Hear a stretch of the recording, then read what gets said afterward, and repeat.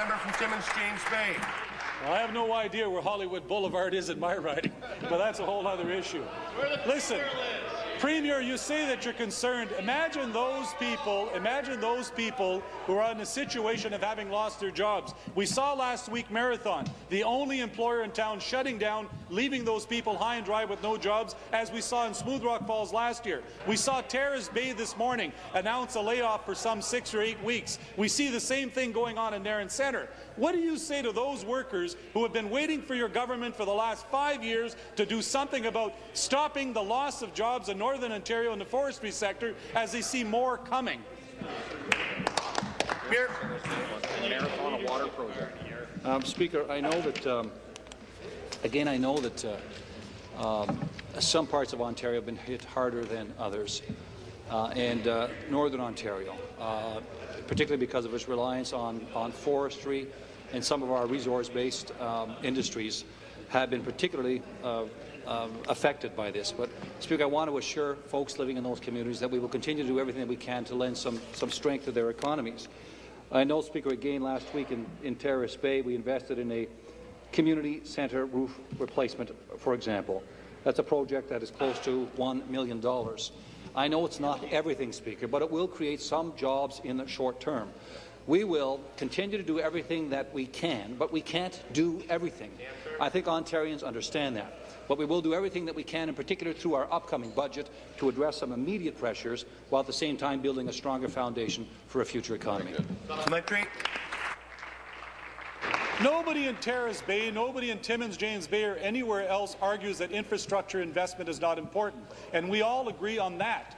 The issue is, what is your government going to do in order to assist those industries that are shutting down one after the other across this province? We saw just this morning, again, the issue of Terrace Bay and Nairn Centre. Last week it was Marathon. Before that, it was Thunder Bay. The week before that, it was Hearst. We're seeing jobs after jobs, town after town lose jobs across this province, and your government's not done nothing. So I'm going to ask you this. Are you prepared at the very least to announce an industrial hydro rate in order to assist those industries that are most affected by the price of electricity in this province?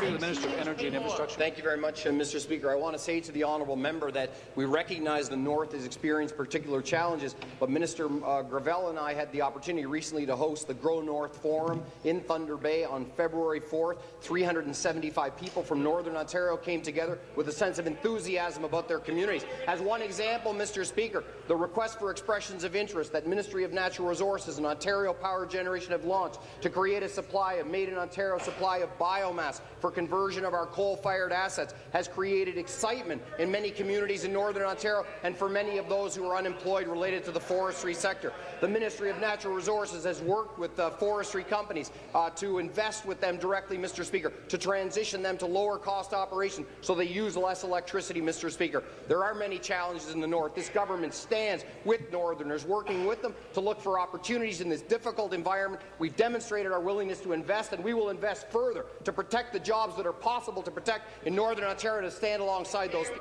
Final supplementary.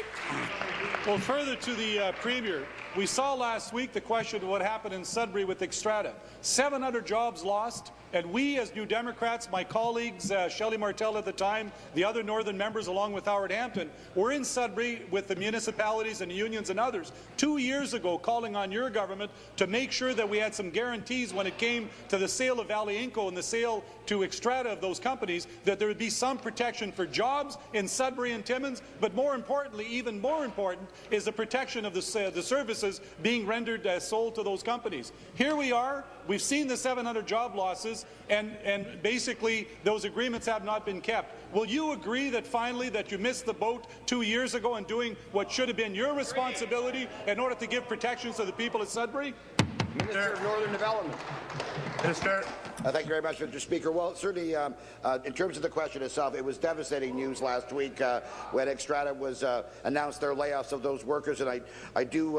Our hearts go out to the workers. This has been a very, very difficult and challenging time. There's no question about it. If there's a silver lining, it is that Xstrata remains very, very committed to the Sudbury area. They're committed to the operation of their Nickel Rim South project, and they have, of course, worked very, very closely with the union to try and extend the benefits for for those that have been laid off for 16 more weeks. There's no doubt this is a very, very challenging time in all sectors. Certainly the mining sector is not immune from the global financial crisis, but I think it's important that we continue to work closely with the mining companies and with all those that are involved in the process while we go through these really, really difficult times.